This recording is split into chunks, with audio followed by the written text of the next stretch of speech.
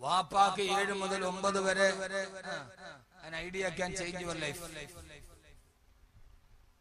വാപ്പ വേറെ മേച്ചിൽപ്പുറത്ത്, ഉമ്മ ഇവിടുത്തെ മേച്ചിൽപ്പുറത്ത്. സ്ത്രീകൾ വഴിതെറ്റുന്നതിന്റെ ഏറ്റവും പരമപ്രധാനമായ 2 കാരണങ്ങൾ കേരളത്തിലെ സാമൂഹ്യക്ഷേമ വകുപ്പ് നടത്തിയ പഠനത്തിൽ ഒന്ന് സീരിയലും മറ്റൊന്ന് സ്മാർട്ട് ഫോണാണ്. ഒന്ന് സീരിയൽ, മറ്റൊന്ന് സ്മാർട്ട് ഫോൺ. ഇത് രണ്ടുമാണ് സ്ത്രീകളെ വഴിതെറ്റിച്ചത്.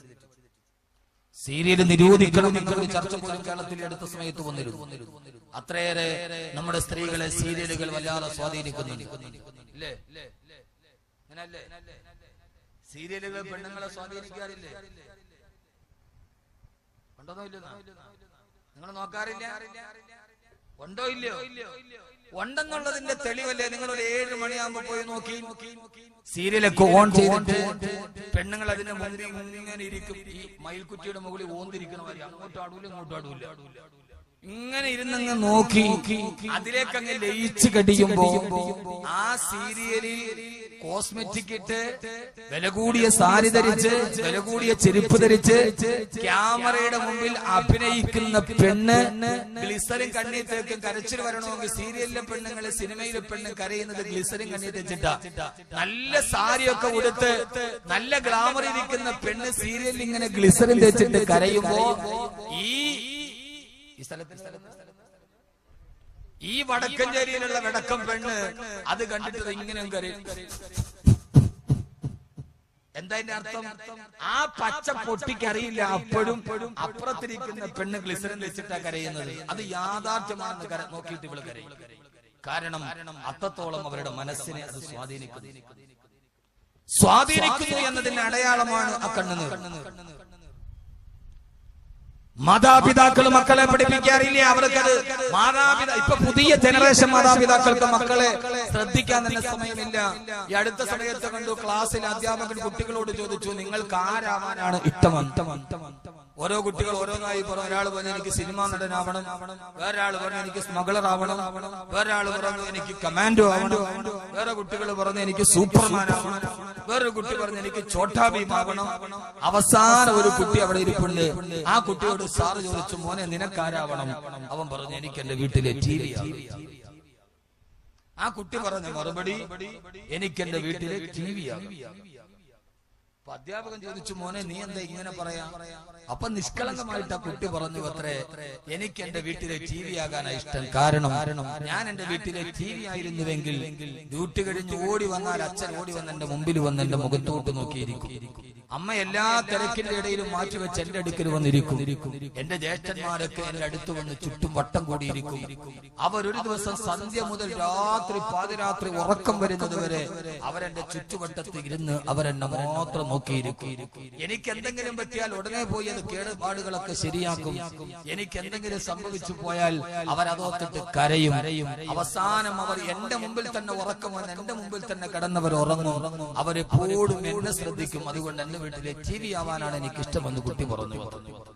യഥാർത്ഥത്തിൽ ഇതൊക്കെ നമ്മുടെ വീട്ടിൽ നടക്കുന്ന ചില ചെറിയ ചെറിയ സംഭവങ്ങൾ. നമ്മളൊരു TVയെ ശ്രദ്ധിക്കുന്നിടത്ത് പോലും നമ്മുടെ മക്കളെ നമ്മൾ ശ്രദ്ധിക്കാറില്ല. അതുകൊണ്ട് തന്നെ നമ്മുടെ മക്കൾ വളർന്നു വരുമ്പോൾ അവർക്ക് ധാർമ്മികമായി അല്ലാഹുവിനെ കുറിച്ച് അറിയാവുന്ന ആളുകൾ പോലും ആവാൻ നമുക്ക് കഴിയുന്നില്ല. ഈ അടുത്ത സമയത്ത് ഒരു ചെറുപ്പക്കാരനോട് ഞാൻ ചോദിച്ചു, മോനെ അവൻ എനിക്കെല്ലാം അറിയാം. ഞാൻ ചോദിച്ചു, മോനെ അബൂജഹൽ അതൊരു സഹാബിയുടെ പേരല്ലേ? അല്ലാഹു വെറുതെ പറഞ്ഞല്ല. ഞാൻ ചോദിച്ചു, മോനെ അബൂജഹൽ ആരാന്ന്? എനിക്കറിയാൻ അതൊരു സഹാബിയുടെ പേരല്ലേ? നിഷ്കളങ്കമായി. ആദരവായ പ്രവാചകൻ നബി മുഹമ്മദ് മുസ്തഫ. ഉറക്കെ ആളുകൾ ധാരാളമുണ്ട്, പക്ഷെ അതിനനുസരിച്ചുള്ള ഉഷാറിയത്തില്ല. ആദരവായ പ്രവാചകൻ നബി മുഹമ്മദ് മുസ്തഫ. ഉറക്കെ പറഞ്ഞാലേ ഞാൻ നന്നായിട്ട് വാല് പറയും. നാളെ ഇൻഷാ അല്ലാഹ് കൃത്യം 8:30 തുടങ്ങും. കേട്ടോ? എന്താണ് 8:30 കൂടെ നാളെ കൃത്യം 8:30 ഇൻഷാ അല്ലാഹ് വാല് തുടങ്ങാൻ ഇവിടെ തന്നെ ഉണ്ട്. ഇത്തിരി താമസിച്ചു. മാത്രമല്ല എനിക്ക് നല്ല ക്ഷീണമുണ്ട്. ഇന്നലെ ഞാനും മന്നാനിയും ബഹ്റൈനിലായിരുന്നു. മന്നാനി മിനിങ്ങാന്ന് വന്നു. ഇന്നലെ രാത്രിയാണ് എത്തിയത്. വളരെ രാത്രി, വളരെ വൈകി ഫ്ലൈറ്റ് ഡിലേ.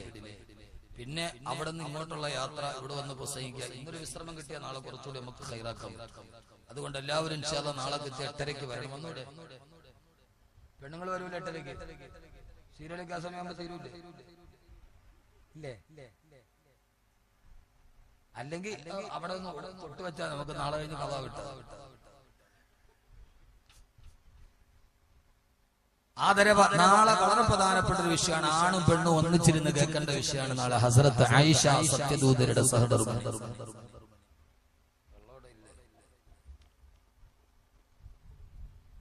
മഹാനായ അബ്ദുല്ലാഹി ഇബ്നു സഈദ് റളിയല്ലാഹു തആല അൻഹു പറയാ, എനിക്ക് 6 വയസ്സ് പ്രായമുള്ളപ്പോ ആ സമയത്തിന്റെ വാപ്പ എന്നോട് പറഞ്ഞു, മോനെ അബ്ദുല്ലാ, നിനക്ക് ഞാനൊരു ദിക്ർ പഠിപ്പിച്ചു തരാം.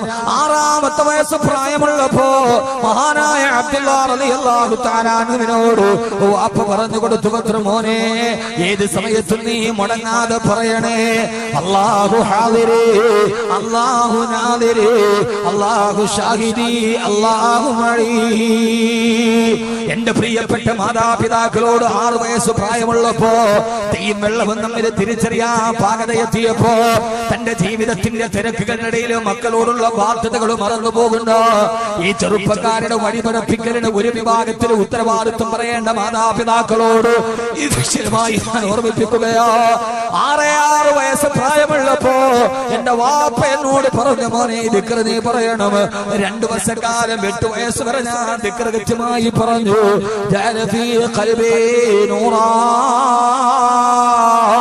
അപ്പൊ എന്റെ ഹൃദയത്തിന് വലിയ പ്രകാശമായി.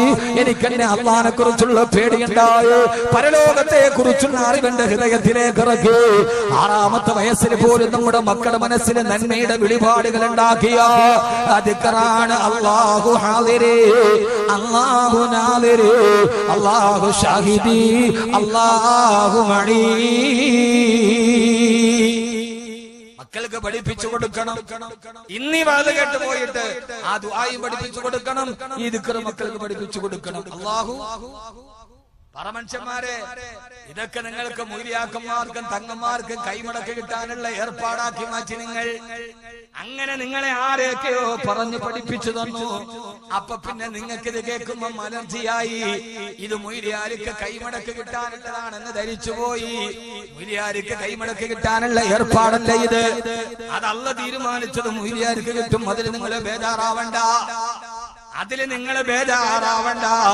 മൊയ്ലിയാർക്ക് കിട്ടാനുള്ള ഏർപ്പാടെന്ന് പറഞ്ഞ സമുദായത്തെ പറ്റിക്കണ്ട. മൊയ്ലിയാർക്ക് കിട്ടാനുള്ളത് കിട്ടിയിരിക്കും. ഞാനൊന്ന് ചോദിക്കട്ടെ, നാട്ടിലെ ഏറ്റവും ചെറിയ ശമ്പളക്കാരൻ പള്ളിയിലെ മുക്രിയ അല്ലേ? നമ്മുടെ നാട്ടിലെ ഏറ്റവും ചെറിയ ശമ്പളത്തിന് ജോലി ചെയ്യുന്ന ആള് പള്ളിയിലെ വാങ്ങ വിളിക്കുന്ന മുക്രിക്കാക്കായ. മുക്രിക്കാക്കാടെ ശമ്പളവും ക്ലോസറ്റിലെ വെള്ളവും ഒരേപോലെയാണ്. കുറയൂല്ല. ഖത്തീബിന്റെ ശമ്പളം മാറിയാലും മുക്രിയുടെ ശമ്പളം മാറൂല. രണ്ടാമത് ഏറ്റവും ചെറിയ ശമ്പളത്തിന് ജോലി ചെയ്യുന്നത് മദ്രസയിലെ മുഅല്ലിമീങ്ങളാണ്. 2000 രൂപക്ക് പോലും ഈ കഴിഞ്ഞതിന് മുമ്പിൽ താഴ്ച കണ്ണൂർ ജില്ലയിൽ ഒരു പള്ളിയിലെ ചുമയൊക്കെ പോയപ്പോ അവിടുത്തെ മുഅദ്ദിനോട് ഞാൻ ചോദിച്ച ശമ്പളം എത്രയാ? 1500 രൂപ. പക്ഷേ എന്റെ പ്രിയപ്പെട്ടവരോട്, ഇത് മൊയ്ലിയാക്കന്മാർക്ക് കൈമടക്കി കിട്ടാനുള്ള ഏർപ്പാടെന്ന് പറഞ്ഞ സമൂഹത്തെ തെറ്റിദ്ധരിപ്പിക്കുന്നവരോട് 1500 രൂപക്ക് ജോലി ചെയ്തിട്ടുണ്ടെങ്കിൽ പോലും ഇന്നേ വരെ കടക്കിന് കാരണത്താൽ, പൈസ ഇല്ലാത്ത കാരണത്താൽ ഒരു പള്ളിയിലെ മുക്രിയും ആത്മഹത്യ ചെയ്തിട്ടില്ല. ഒരു പള്ളിയിലെ മുഅ്ലിയാർ ആത്മഹത്യ ചെയ്തിട്ടില്ല. പക്ഷേ കോടികൾ കൊണ്ട് ബിസിനസ് നടത്തിയ കോടീശ്വരന്മാർ അവസാനം ഇല്ലാത്തതിന്റെ പേരിൽ ആത്മഹത്യ ചെയ്യേണ്ടി വന്നിട്ടുണ്ട്. ഒന്ന് പറ മനുഷ്യന്മാരെ, കാരണം എന്താ? അതോത്തിട്ടാരും ബേജാറാവണ്ട. കാരണം ഇത് ഞാൻ എന്റെ യൂണിയന്റെ ഭാഗത്തുള്ള പ്രസംഗമാണ്, നിങ്ങൾക്ക് തെറ്റിദ്ധരിക്കണ്ട. കാരണം ഞാനൊരു മുഅല്ലിമായി നിയോഗിക്കപ്പെട്ടവനാ. അല്ലാഹുവിന്റെ റസൂൽ ചെയ്ത ജോലിയാണ് മുഅല്ലിമീങ്ങൾ ചെയ്യുന്നത്. അതുകൊണ്ട് അല്ലാഹു അവരെ പരീക്ഷിക്കുകയില്ല. പരീക്ഷണത്തിന് അല്ലാഹു ഒരു പ്രതിവിധി കണ്ടിരിക്കും സഹോദരങ്ങള്. അതുകൊണ്ട് ഇത് മുഅ്ലിയാ കൂട്ടത്തിന് ബിരിയാണി തിന്നാനുള്ള ഏർപ്പാടല്ല. മക്കൾക്ക് നിന്റെ മക്കൾ വടിപടക്കാതിരിക്കണമെങ്കിൽ, നിന്റെ മക്കൾ നാളെ മരിച്ചു കിടന്ന് യാസീനോദനമെങ്കിൽ 6ാമത്തെ വയസ്സിൽ നിന്റെ മക്കൾക്ക് പഠിപ്പിച്ചു കൊടുക്കാൻ തുടങ്ങണം. ഉറക്കെ പറ അല്ലാഹു ഹാദിരി, പറ അല്ലാഹു ഹാദിരി. ഒരു മൊയ്തീൻ ഇവിടെ തന്നെ നടക്കുന്നു.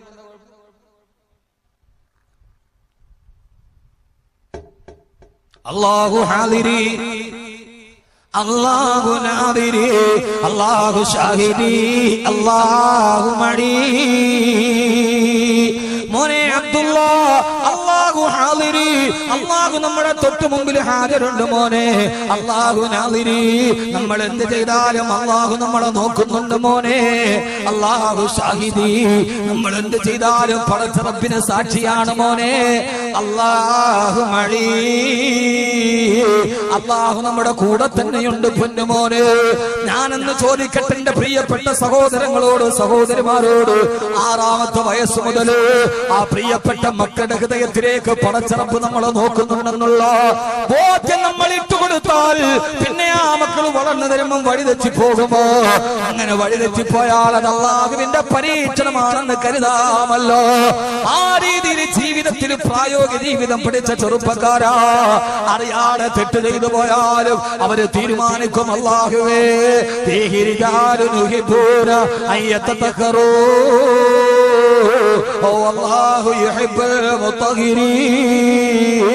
അവർ അല്ലാഹുവിലേക്ക് സ്വയം ശുദ്ധിയാകാൻ ആഗ്രഹിച്ചവരാ. അല്ലാഹു നമ്മളെ പരിശുദ്ധരാക്കി തരട്ടെ.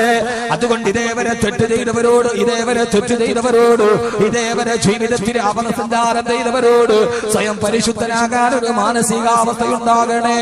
അല്ലാഹു നമ്മുടെ തെറ്റുകളെല്ലാം അല്ലാഹു പുറത്തു മാപ്പാക്കി തരട്ടെ. അല്ലാഹു മാപ്പാക്കി തരട്ടെ. അതുകൊണ്ട് യുവത്വത്തിന്റെ ഒന്നാമത്തെ അടയാളം സ്വയം പരിശുദ്ധരാവുക. 2 സമയം വളരെ കുറവ്, ഞാൻ നിർത്താൻ ആഗ്രഹിച്ച സമയമായി. എന്നാലും ഇൻഷാ അല്ലാഹ് കുറച്ചുകൂടി പറയാം. എത്ര ആളുകൾ വന്നല്ലേ? നിങ്ങൾ ഇരിക്കൂലോ അല്ലേ? നിങ്ങൾ ഇരിക്കൂന്ന് ഉറപ്പുള്ളവരൊക്കെ കൈ നോക്കട്ടെ. മാഷാ അല്ലാഹ്. ആളുകൾക്ക് പ്രസംഗം ഇഷ്ടപ്പെട്ടു എന്ന് അർത്ഥം. ഇഷ്ടപ്പെട്ടില്ലെങ്കിൽ പായൊന്നും നിർത്തിയിരുന്നെങ്കിൽ പടച്ചോനെ വിചാരിച്ചു പൊക്കൂല. ഒന്നാമത്തെ പ്രശ്നം നമ്മുടെ ചൂട് തന്നെയാണ്. ഇരിക്കുന്നതിനൊരു പരിധി. ആളുകളൊക്കെ നല്ല ചൂടിലാണ്. ബഹ്റൈനിൽ പോയപ്പോ നല്ലതാണ്, എന്താ സുഖം, നല്ല നമ്മുടെ ഇവിടുത്തെ ഡിസംബറിന്റെ കാലാവസ്ഥ. ഞാൻ ഒത്ത് പടച്ചോനെ അവിടെ തന്നെ നല്ല കാലാവസ്ഥ. ഇവിടെ വന്നിറങ്ങുമ്പോഴോ കഠിനമായ ചൂട്. 42 ഡിഗ്രിയാണെന്ന് പാലക്കാട് ജില്ലയിലെ ചൂട്. ഇത് പാലക്കാട് 42 ഡിഗ്രി. ഏറ്റവും കൂടുതൽ ചൂട് അല്ലാഹു നമുക്ക് തരും പാലക്കാട് ജില്ല. എനിക്ക് തോന്നുന്നു മിക്കവാറും നരകത്തിൽ പോകുമ്പോൾ അല്ലാഹു പാലക്കാട് ഇച്ചിരി കുറച്ച് അല്ലാഹു അങ്ങനെ ആക്കി തരട്ടെ. മനുഷ്യന്മാരെ, നീ ദുനിയാവില് കുറെയൊക്കെ അനുഭവിച്ചിട്ടുണ്ട്, നരകത്തില് ഉള്ളില്ലാതാക്കില്ല. ഒരു 2 ഡിഗ്രിയൊക്കെ. എറണാകുളത്ത് നിന്ന് 38ആണ്, പാലക്കാട് 42, 4 ഡിഗ്രിയൊക്കെ കുറച്ച്. എന്നാ അവിടെ 4 ഡിഗ്രി കുറഞ്ഞിട്ട് വലിയ കാര്യമൊന്നും ഇല്ലതാ. ഞാൻ വെറുതെ ഒരു അനുമാനം പറഞ്ഞു കേട്ടെ. ഇനി ബുഖാരിയിലോ ഹദീസിലോ ഒക്കെ ഉണ്ടോ എന്ന് ചോദിച്ചാൽ കുഴയും. അല്ലാഹു നമ്മളെ നന്നാക്കി തരട്ടെ. അങ്ങനെ ഒരാൾക്കും മാനസാന്തരമുണ്ടായാൽ, അവൻ ജീവിതത്തിൽ മാനസാന്തരമുണ്ടായി, അവൻ അല്ലാഹുവിന്റെ പള്ളിയുമായിട്ടെടുത്തു. ആ പെണ്ണ് പിന്നീട് തലയിൽ തുണിയിടുന്നവളായി, ആ പെണ്ണ് പിന്നെ അല്ലാഹുവിനെ ഇഷ്ടപ്പെടുന്നവളായി, അവൾ വേഷവിധാനത്തിൽ ശ്രദ്ധിക്കുന്നവളായി, അവൾ 5 വക്ത് നിസ്കാരം മുടക്കാത്തവളായി, അവൾ പർദ്ദയിട്ട പെണ്ണായി മാറി. ഒക്കെ ചെയ്തു പോകും. രണ്ടാമത് ചെയ്യേണ്ടത്, ഖുർആൻ അല്ലാഹു പറയുകയാണ്, റിജാലു, യഥാർത്ഥ ആൺകുട്ടികൾ. യഥാർത്ഥ ആൺകുട്ടി ആരാ? നീ എന്തോ വിശാല കൂടെ കൂടെ ബക്കറ്റ് വരുന്ന സമയായ ഓന്ത് തലയിട്ടാൽ ഇടയ്ക്കിടയ്ക്ക് ഇങ്ങനെ നോക്കല്ലോ. ബക്കറ്റുമായിട്ട് പോകാൻ ഞാൻ പറയാം. എന്നോട് പറഞ്ഞാലല്ലേ എനിക്ക് മനസ്സിലാവുള്ളൂ. ഇതൊന്ന് ദൂരദർശന്റെ മറ്റു ഊമകളുടെ വാർത്ത ഇങ്ങനെ കാണിച്ചാൽ മനസ്സിലാവും. ഈ ദൂരദർശനിൽ 1 കാലം ഊമകൾക്കൊരു വാക്കുണ്ടാവൂ, അങ്ങനെ കാണിച്ചാൽ എനിക്ക് മനസ്സിലാവൂ.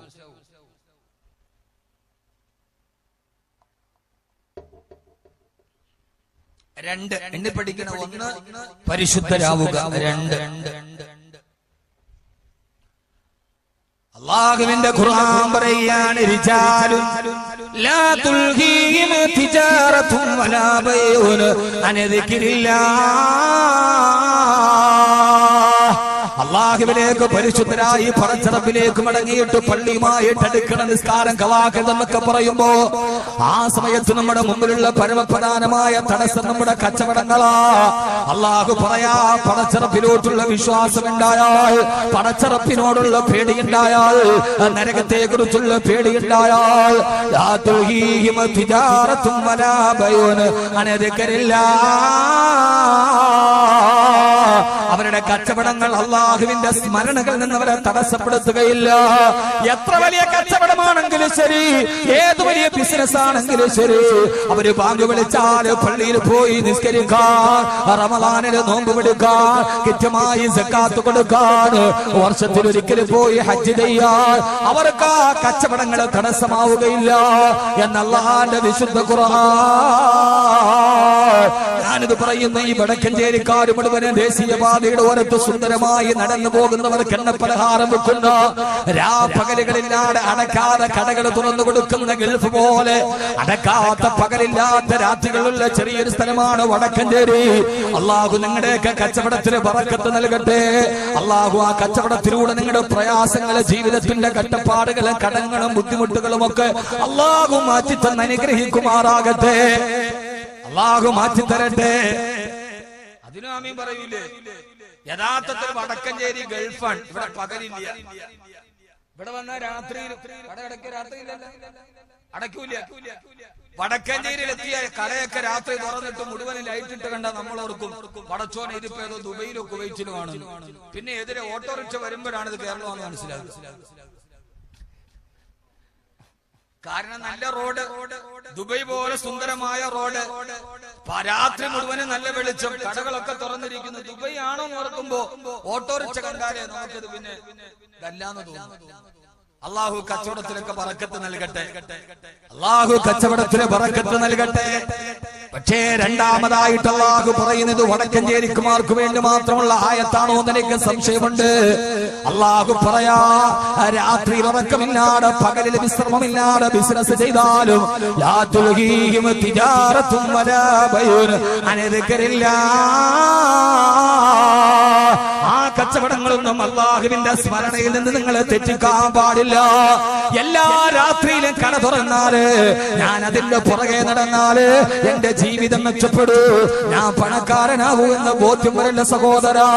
കോടിക്കണക്കിന് അള്ളാഹു തന്നാലും ആ കോടിക്കണക്കിന് തന്നതിൽ അള്ളാഹു ബറക്കത്ത് ചെയ്തില്ലെങ്കിൽ, അള്ളാഹു എന്നെ അനുഗ്രഹം തന്നില്ലെങ്കിൽ ആ പണം കൊണ്ട് നിനക്ക് കാര്യമില്ല. ഒരു മാസം 980 കോടി രൂപ വരുമാനമുള്ള ആളാണ് റിലയൻസ് സാമ്രാജ്യത്തിന്റെ മുകേഷ് അംബാനിയും അനിൽ അംബാനിയും.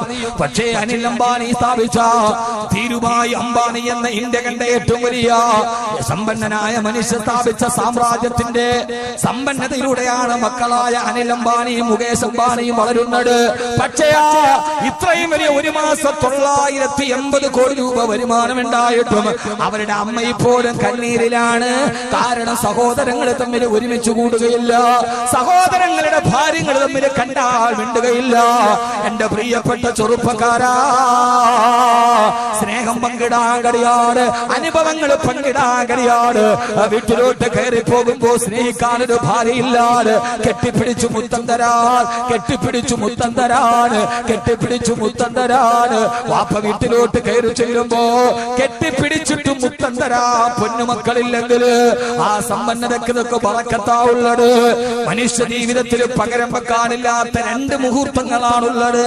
നമ്മുടെ ജീവിതത്തിൽ ആ മുഹൂർത്തത്തിന് പകരം വെക്കാനൊരു മുഹൂർത്തമില്ല. അതിലൊന്നാമത്തെ മുഹൂർത്തം കുറെ ദിവസം വീട്ടിൽ നിന്ന് മാറി നിന്നിട്ട് അവസാനം വീട്ടിലേക്ക് പോകുമ്പോ ഭാര്യയും മക്കളുമൊക്കെ വാപ്പ വരുന്നതും കാത്ത് ഭർത്താവും വരുന്നതും കാത്തിരിക്കുമ്പോ വീട്ടിൽ പോയി ദിവസങ്ങൾക്ക് ശേഷം ഗൾഫിൽ പ്രസംഗത്തിന് പോയോ നാട്ടിൽ കിടന്നിട്ടോ വീട്ടിലെത്തി കോളിംഗ് ബെല്ലടിക്കുമ്പോ ബെല്ല് കേട്ട ഉടനെ മുമ്പിലെ വാതിൽ തുറന്ന് ഓടി വന്നിട്ട് കുനിഞ്ഞു നിൽക്കുന്ന സമയത്ത് കരുത്തിലോട്ട് കെട്ടിപ്പിടിച്ച് കുഞ്ഞിളം കൈകളെ കരുത്തിൽ കെട്ടിപ്പിടിച്ച് കവളത്ത് മുത്തം നിന്ന് ഉപ്പാ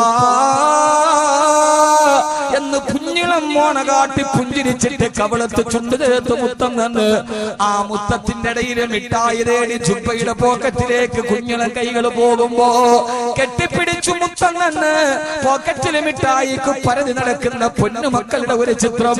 ജീവിതത്തിൽ ഇതിന് പകരം വെക്കാൻ വേറൊരു മുഹൂർത്തമില്ല. വീട്ടിലേക്ക് പോകുമ്പോ പൊന്നുമക്കളെ കെട്ടിപ്പിടിച്ച് കവളത്ത് മുത്തം തരുമ്പോ അതിന് പകരം വെക്കാം പിന്നെ ഒരു മുഹൂർത്തം ജീവിതത്തിൽ ഇല്ല സഹോദരങ്ങളെ. രണ്ടാമത്തെ മുഹൂർത്തം ഏതെന്നറിയുമോ? അത് രണ്ടാമത്തെ മുഹൂർത്തം വീട്ടിൽ കുളിച്ചിട്ട് കയറി വരുമ്പോ ഈ മുടിയിലൂടെ വെള്ളം ഇങ്ങനെ ഇറ്റിച്ചു വീഴുമ്പോ അടുക്കളയിൽ നിന്ന് ഓടി വന്ന ഉമ്മ ഓടി വന്നിട്ട് ഇടത്തെ കൈകൊണ്ട് കരുത്തിലൂടെ കെട്ടിപ്പിടിച്ചു ഉമ്മാന്റെ നമ്മുടെ നൊന്ത് പ്രസിദ്ധ ഗർഭാശയത്തിന്റെ സ്ഥാനത്തേക്ക് മുഖം ചേർത്ത് വെച്ച് വലത്തെ കൈ കണ്ട് ഉമ്മയുടെ തലയിൽ കിടന്ന അടുക്കളയുടെ കരിപുരണ്ട, അടുക്കളയുടെ ഒരു വല്ലാത്ത ഗന്ധം പുരണ്ട തലമുണ്ടെടുത്ത് തോർത്തുമുണ്ടെടുത്ത് മോനെ കൈവെള്ള താനേ തലയിൽ വെള്ളം കിടന്നാൽ പനി വരും കൺമണിയെ എന്ന് പറഞ്ഞ് ഉമ്മാന്റെ തലയിൽ കിടന്ന അടുക്കളയുടെ ഗന്ധമുള്ള തോർത്തെടുത്തിട്ട് നമ്മുടെ തല തോർത്തി തന്ന ഒരനുഭവം.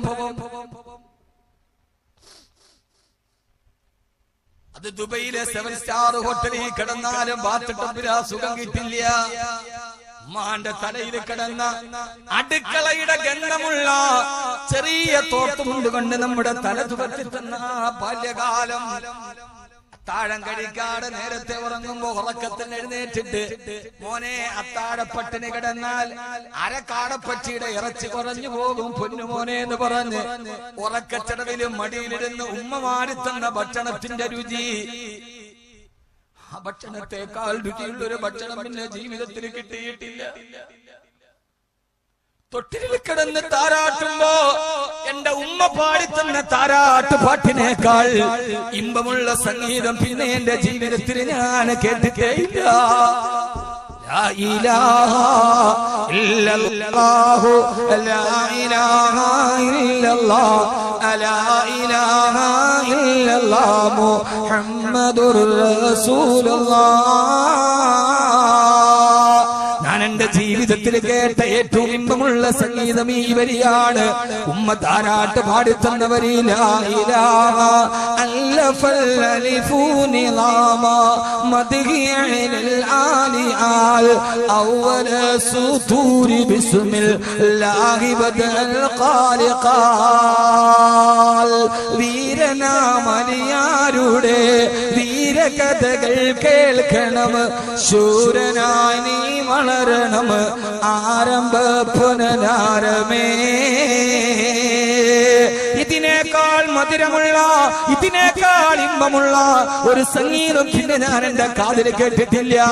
ഇതാണ് ജീവിതത്തിന്റെ സൗഭാഗ്യമെന്ന് തിരിച്ചറിയുമ്പോ എത്ര കോടികൾ സമ്പാദിച്ചാലും വീട്ടിലേക്ക് കയറി പോകുമ്പോ സ്നേഹിക്കാനൊരു ഭാര്യ, കെട്ടിപ്പിടിച്ചു മുത്തം തരാ പൊന്നുമക്കളില്ലെങ്കിൽ പിന്നെ ആ സമ്പത്തിനെന്ത് ബറക്കത്താണുള്ളത്.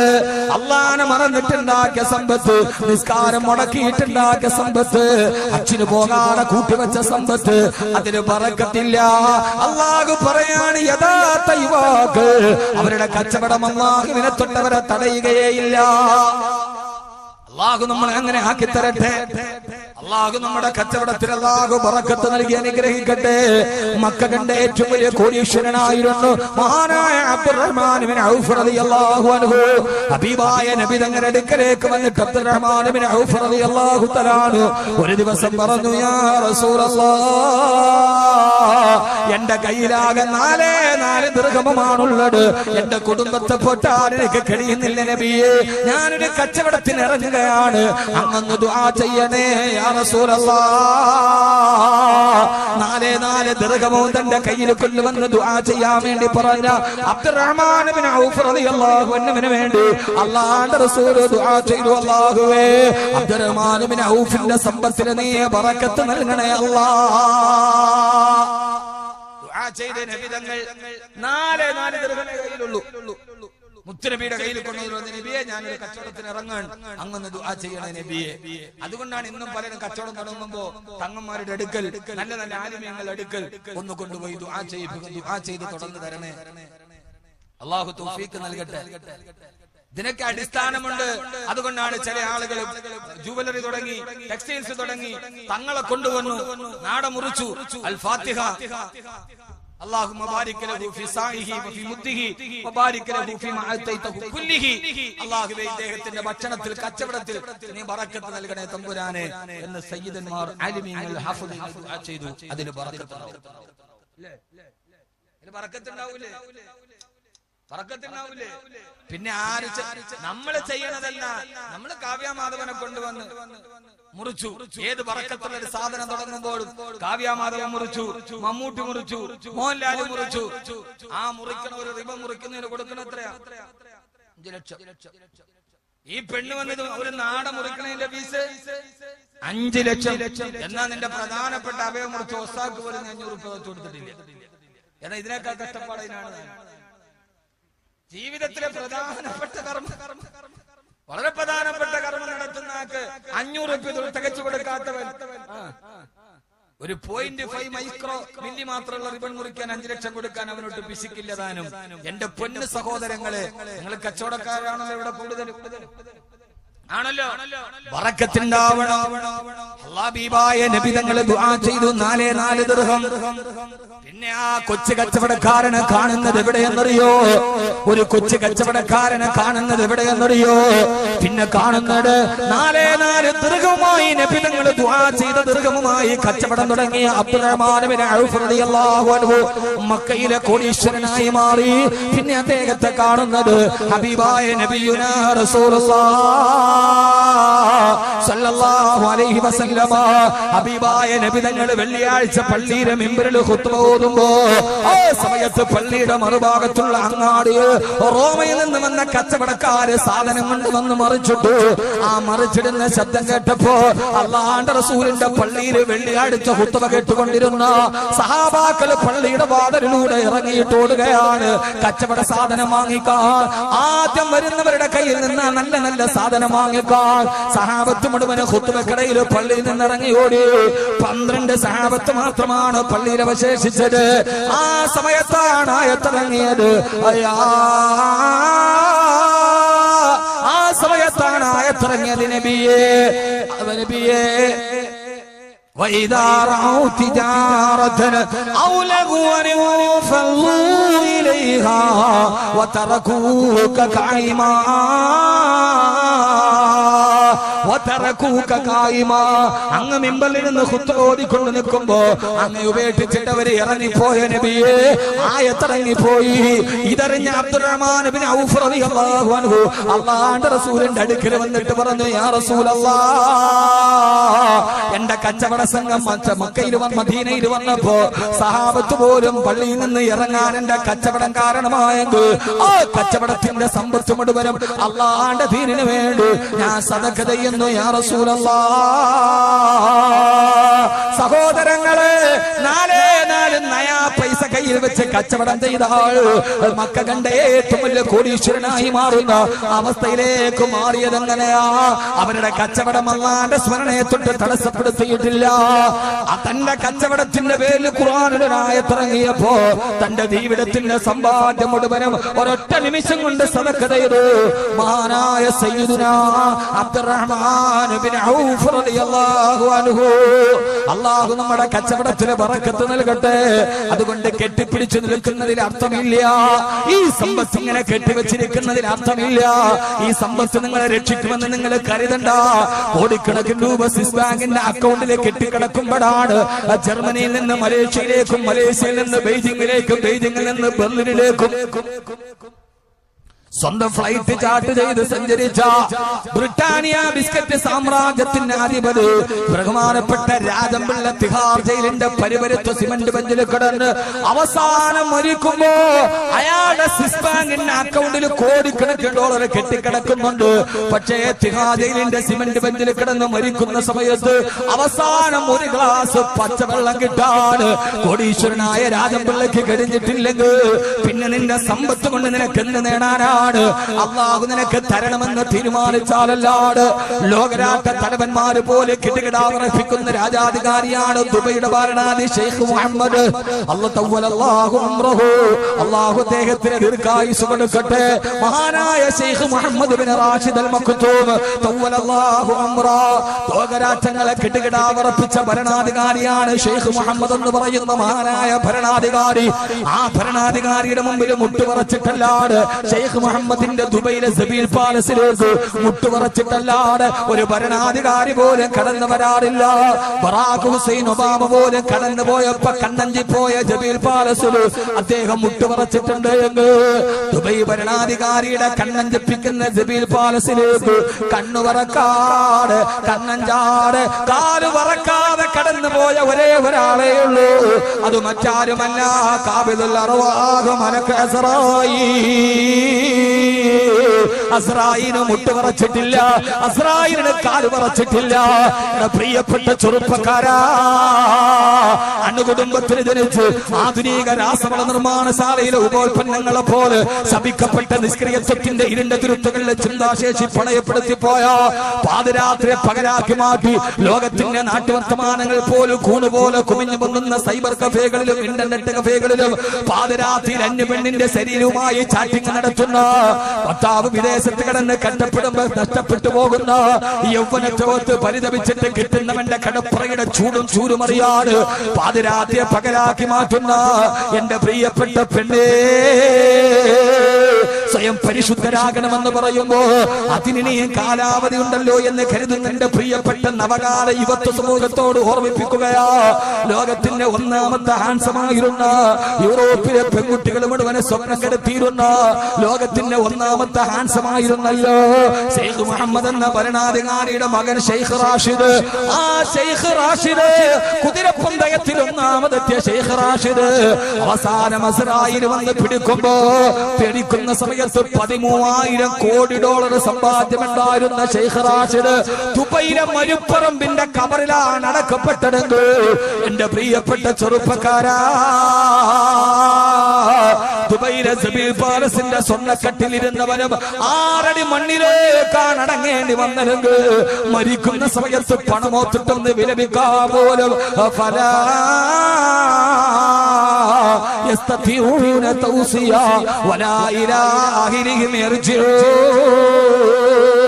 ഒരു വസിയത്ത് എഴുതി വെക്കാൻ പോലും സാധ്യമല്ലാതെ മരണദൂതൻ പിടിച്ചു കൊണ്ടുപോകുമ്പോ 6 അടി മണ്ണിലേക്ക് പോകുമ്പോ ഇംഗ്ലീഷ് ഭാഷ അറിയാത്തവനെ പോലെ സിനിമാ തിയേറ്ററിലെ 2.5 മണിക്കൂർ പൊട്ടിച്ചിരിപ്പിച്ച ലോകം കണ്ട ഹാസ്യ സാമ്രാട്ടാണ് ചാർലി ചാപ്ലിൻ.